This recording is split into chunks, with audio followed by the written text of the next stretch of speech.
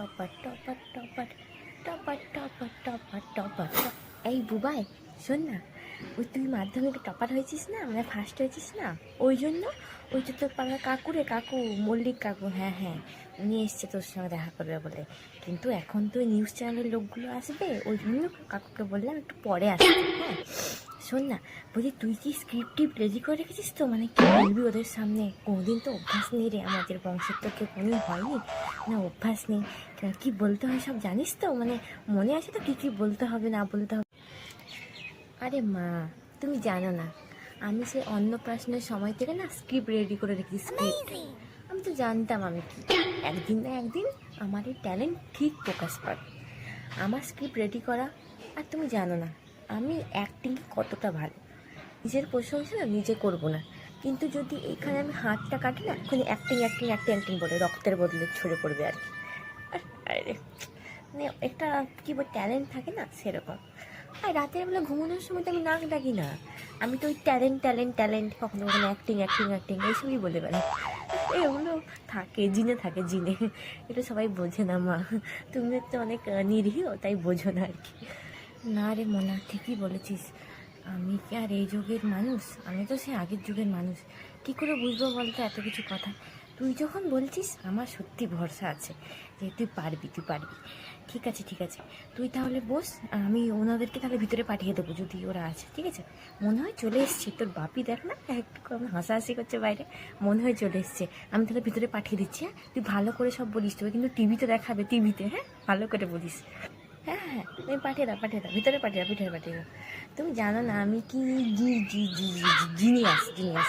তুমি জানো না তো এখন, তাই বুঝতে পারছো। ঠিক আছে মায়ের সামনে তো সব কিছু বলে দিলাম, কিন্তু আসলে তো আমিই জানি যে আমি মনে ভুল করে টপারটা হয়ে গেছি।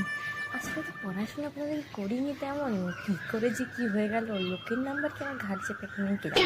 কিন্তু যাই হোক, এখন টপার হয়েছি, এখন কোনো অংশে কম যাব না, একটু অ্যাটিটিউড দেখাতে হবে। যেরকম টপার অ্যাটিটিউড দেখায়, সেরকম একটু অ্যাটিটিউড দেখায়। নমস্কার সবাইকে, আপনাদের সবাইকে আমন্ত্রণ জানাই আমাদের মুন নাইট বাংলাতে। আমরা আজ চলে এসেছি কোথায় না, আর এই বছরের মাধ্যমিকের টপারের বাড়িতে।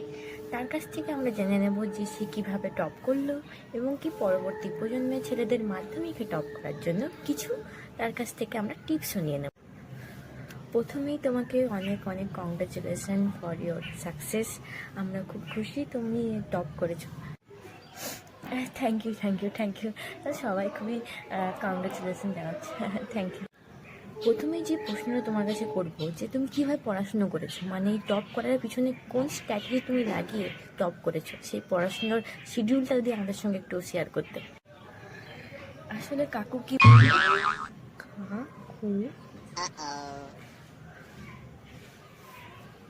আমি পড়াশোনা ছাড়া কিছু বুঝিই না, ছোটোবেলা থেকে শুধু পড়াশোনার মধ্যে থাকতে খুব পছন্দ করতাম।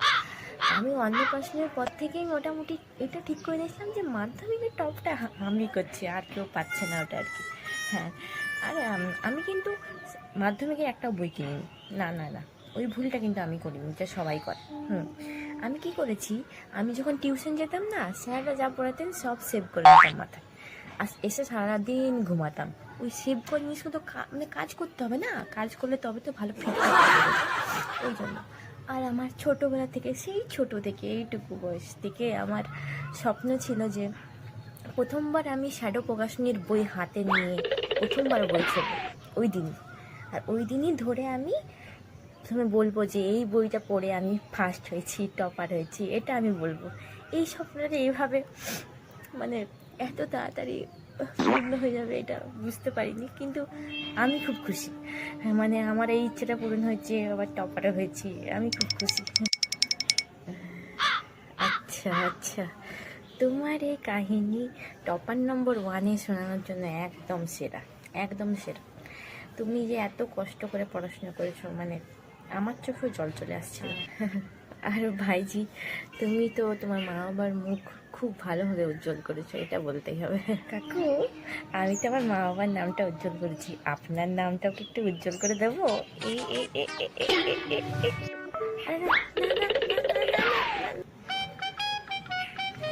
এই যে কি করে টপ করেছে।